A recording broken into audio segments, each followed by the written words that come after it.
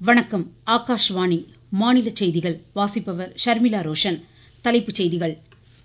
மக்களவைக்கு 7வது கட்டமாக அடுத்த மாதம் 1ஆம் தேதி நடைபெறும் தேர்தலுக்கான வேட்புமனுக்கள் இன்று பரிசீலிக்கப்படுகின்றன. 5வது கட்ட மக்களவை தேர்தலுக்கான பரப்புரையில் அரசியல் தலைவர்கள் முனைப்புடன் ஈடுபட்டுள்ளனர். 6G அலைக்கற்றை தொழில்நுட்பம் தேசிய மின்னணு பொருளாதாரத்தை வலுப்படுத்தும் என்று மத்திய மின்னணு செயலர் எஸ். கிருஷ்ணன் தெரிவித்துள்ளார். செங்கல்பட்டு மாவட்டம் மதுராந்தகம் அருகே சிலாவட்டத்தில் இன்று அதிகாலை நேரிட்ட சாலை விபத்தில் 4 பேர் உயிரிழந்துள்ளனர்.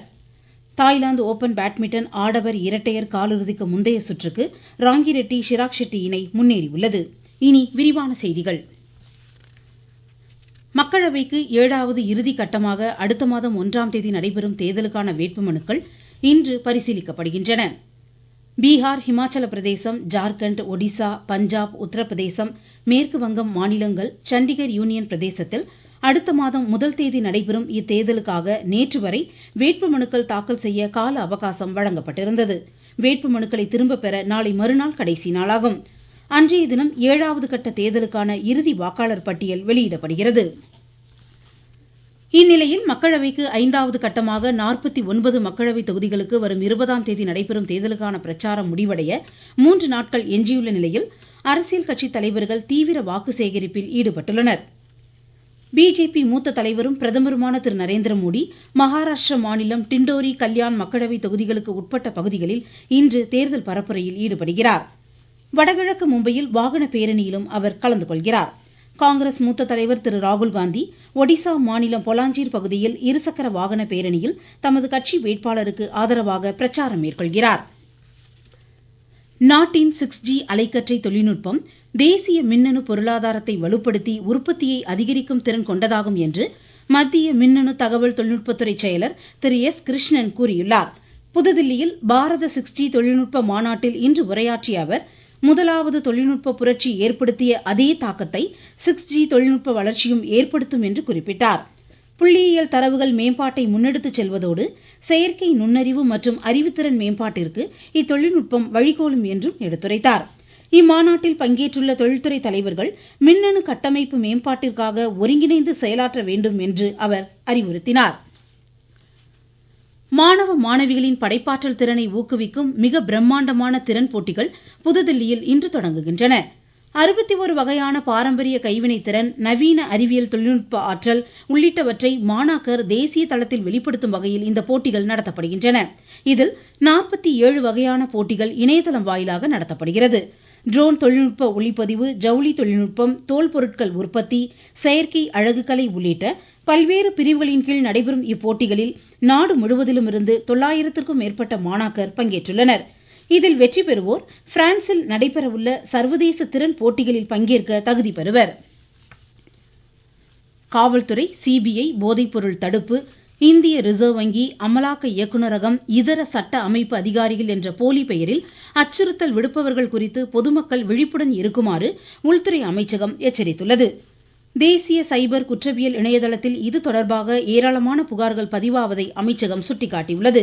இத்தகையோர் அரசு அதிகாரிகள் என்ற பெயரில் பண மோசடியோடு சமூக விரோத குற்றங்களில் ஈடுபடுவதாக உள்துறை அமைச்சகம் தெரிவித்துள்ளது. அதேபோல் கைபேசிகளுக்கு வரும் போலி அழைப்புகளுக்கு பதிலளிப்பதை மக்கள் தவிர்க்குமாறும் தொலைத்தொடர்புத்துறை அறிவுறுத்தியுள்ளது. வெளிநாடுகளை தளமாக கொண்டு செயல்படும் போலி வாட்ஸ்அப் அழைப்புகள் குறித்தும் மக்கள் கவனத்துடன் இருக்குமாறு கேட்டுக்கொள்ளப்பட்டுள்ளது. இத்தகைய போலி அழைப்புகள் குறித்து 1930 என்ற சைபர் குற்றங்கள் தடுப்பு இலவச தொலைபேசி எண்ணில் மக்கள் புகார் தெரிவிக்கலாம் என்றும் கூறப்பட்டுள்ளது. நீங்கள் கேட்டுக்கொண்டிருப்பது ஆகாஷவாணியின் மாநில செய்தி அறிக்கை. செங்கல்பட்டு மாவட்டம் மதுராந்தகம் அருகே சிலாவட்டத்தில் இன்று அதிகாலை நேரிட்ட சாலை விபத்தில் ஒரே குடும்பத்தைச் சேர்ந்த 3 பேர் மற்றும் ஓட்டுநர் உயிரிழந்துள்ளனர். கடலூரைச் சேர்ந்த இக்குடும்பத்தினர் தந்தையை வெளிநாட்டிற்கு வழி அனுப்புவதற்காக காரில் சென்று வீடு திரும்புகையில் லாரி மீது மோதியதில் இந்த விபத்து நேரிட்டது. காயமடைந்த ஒருவர் செங்கல்பட்டு அரசு மருத்துவமனையில் அனுமதிக்கப்பட்டுள்ளார். உயிரிழந்தோர் குடும்பத்தினருக்கு முதலமைச்சர் திரு மு.க. ஸ்டாலின் இரங்கல் தெரிவித்துள்ளார். உள்நாட்டிலேயே வடிவமைக்கப்பட்ட பிஷ்ம் கியூப் வான்வெளி நடமாடும் மருத்துவமனையை இந்திய விமானப்படை வெற்றிகரமாக சோதித்துள்ளது. நாட்டின் எப்பகுதிகளிலும் அவசர நிலைகளின் போது விரைவான, விரிவான மருத்துவ உதவிகளை வழங்கும் வகையில் புதுமை தொழில்நுட்பத்துடன் இந்த நடமாடும் மருத்துவமனை அமைக்கப்பட்டுள்ளதாக மத்திய சுகாதாரத்துறை அமைச்சர் டாக்டர் மன்சுக் மாண்டவியா தெரிவித்துள்ளார். இந்த நடமாடும் மருத்துவமனை நீர்புகா வண்ணம் அவசரகால பயன்பாட்டிற்கான இலகுரக தொழில்நுட்பத்துடன் வடிவமைக்கப்பட்டுள்ளது. மருத்துவ ஆராய்ச்சி, படைப்பாற்றல் திறன், கல்வி மேம்பாட்டை ஊக்குவிக்கும் புரிந்துணர்வு ஒப்பந்தத்தில் புதுதில்லி எய்ம்ஸ் மருத்துவக் கல்லூரி மருத்துவமனை இங்கிலாந்தின் போல்டன் மருத்துவ பல்கலைக்கழகத்துடன் இன்று கையொப்பமிட்டுள்ளது. ஊழியர்கள் மற்றும் மாணாக்கர் பரிவர்த்தனைகள், கல்வி மாநாடுகள், உயர் பட்டப்படிப்பு திட்டங்களுக்கு இது வகை செய்யும். உலகளாவிய சவால்களை எதிர்கொள்ளவும் தொழில்நுட்ப திறன்களை பகிரவும் இந்த ஒப்பந்தம் பெரிதும் பயனளிக்கும் என்று எதிர்பார்க்கப்படுகிறது. தமிழகத்தில் அரசு மற்றும் கலை அறிவியல் கல்லூரிகளில் 4000 உதவி பேராசிரியர் காலி பணியிடங்களுக்கு விண்ணப்பிக்க இன்று கடைசி நாளாகும். இணைய வழியில் விண்ணப்பங்களை பதிவேற்றம் செய்தவர்கள் நாளை முதல் வரும் ஞாயிற்றுக்கிழமை வரை திருத்தங்கள் மேற்கொள்ளலாம் என தெரிவிக்கப்பட்டுள்ளது. தமிழகத்தில் ஆதி திராவிடர் மற்றும் பழங்குடியின மாணாக்கருக்கு கல்லூரி கனவு உயர்கல்வி வழிகாட்டல் 2ஆம் கட்ட முகாம் தர்மபுரி, திண்டுக்கல், செங்கல்பட்டு, கன்னியாகுமரி, கடலூர் மாவட்டங்களில் இன்று நடைபெற்றது. விளையாட்டு பயிற்சிகள் மாணாக்கரின் தலைமைத்துவ பண்பை வளர்க்கும் என்று திருச்சி மாவட்ட ஆட்சித்தலைவர் திரு மா. பிரதீப்குமார் தெரிவித்துள்ளார். திருச்சி அண்ணா விளையாட்டரங்கில் கோடைக்கால பயிற்சி நிறைவு விழாவில் இன்று பேசிய அவர் மாணாக்கர் தொடர்ந்து இப்பயிற்சிகளை தொடர அறிவுறுத்தினார். நீங்க விளையாடும் பொழுது அது விளையாட்டாக இருந்தாலும் பல விஷயங்கள் ஸ்போர்ட்ஸ் உங்களுக்கு சொல்லிக் கொடுக்கும். ஒரு டிசிப்ளின், ஒரு லீடர்ஷிப் ஸ்கில்ஸ் ஸ்போர்ட் சொல்லிக் கொடுக்கும். இந்த ஸ்போர்ட்ஸ் மூலமா உங்க மைண்ட் ரிலாக்ஸ் ஆகி நீங்க இன்னும் எனர்ஜெட்டிக்கா மாறுறதுக்கு உங்களுக்கு ஹெல்ப் பண்ணும். நீங்க இங்க இருந்து வெளியில போகும்பொழுது கூட வேற ஸ்கூல் போனாலோ இல்ல வேற மாவட்டம் போனாலோ ஏதாச்சும் ஒரு ஸ்போர்ட்டை உங்க லைஃப் லாங் நீங்க விளையாடிட்டே இருக்கணும். அந்த ஸ்போர்ட்னாலே உங்களுடைய கெரியரே அமையலாம். சுற்றுலா பயணிகள் தேனி, கும்பக்கரை அருவியில் குளிக்க வனத்துறை இன்று முதல் அனுமதி வழங்கியுள்ளது. கொடைக்கானல் வனப்பகுதிகளில் பெய்த கனமழையால் பெரியகுளம், கும்பக்கரை அருவியில் வெள்ளப்பெருக்கு ஏற்பட்டதை அடுத்து கடந்த 2 நாட்களாக சுற்றுலா பயணிகளுக்கு தடை விதிக்கப்பட்டிருந்தது. வளிமண்டல கீழடுக்கு சுழற்சி காரணமாக தேனி, விருதுநகர், தென்காசி மாவட்டங்களில் இன்று மிக கனமழையும், கன்னியாகுமரி, திருநெல்வேலி, தூத்துக்குடி, ராமநாதபுரம், சிவகங்கை, புதுக்கோட்டை, மதுரை, திண்டுக்கல், நீலகிரி, திருப்பூர், கோவை மாவட்ட மலைப்பகுதிகளின் ஓரிரு இடங்களில் கனமழையும் இன்று பெய்ய வாய்ப்புள்ளதாக சென்னை வானிலை ஆய்வு மைய இயக்குநர் திரு செந்தாமரை கண்ணன் தெரிவித்துள்ளார்.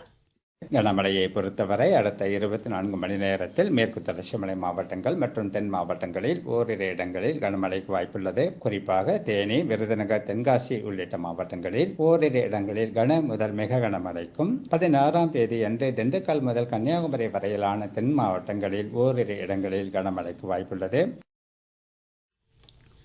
டெல்டா மாவட்டங்களின் பாசன வசதிக்காக மேட்டூர் அணையை ஆகஸ்ட் மாதம் 15ஆம் தேதி திறக்க தமிழ்நாடு மூத்த வேளாண் வல்லுநர் குழு அரசிற்கு பரிந்துரை செய்துள்ளது.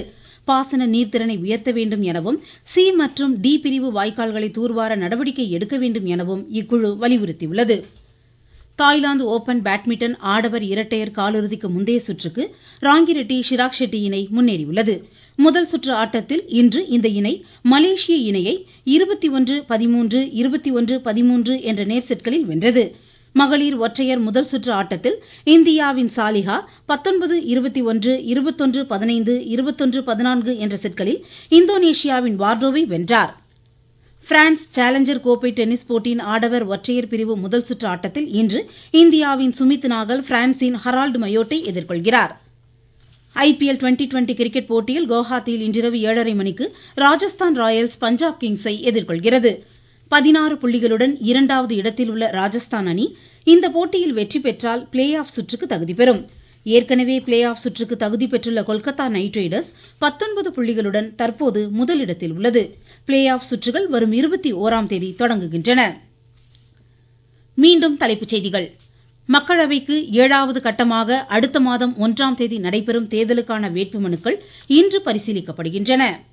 5வது கட்ட மக்களவை தேர்தலுக்கான பரப்புரையில் அரசியல் தலைவர்கள் முனைப்புடன் ஈடுபட்டுள்ளனர். 6G அலைக்கற்றை தொழில்நுட்பம் தேசிய மின்னணு பொருளாதாரத்தை வலுப்படுத்தும் என்று மத்திய மின்னணு செயலர் திரு எஸ். கிருஷ்ணன் தெரிவித்துள்ளார். செங்கல்பட்டு மாவட்டம் மதுராந்தகம் அருகே சிலாவட்டத்தில் இன்று அதிகாலை நேரிட்ட சாலை விபத்தில் 4 பேர் உயிரிழந்துள்ளனர். தாய்லாந்து ஓபன் பேட்மிண்டன் ஆடவர் இரட்டையர் காலிறுதிக்கு முந்தைய சுற்றுக்கு ராங்கிரெட்டி, ஷிராக் ஷெட்டி இணை முன்னேறியுள்ளது. இத்துடன் இந்த செய்தியறிக்கை முடிவடைந்தது.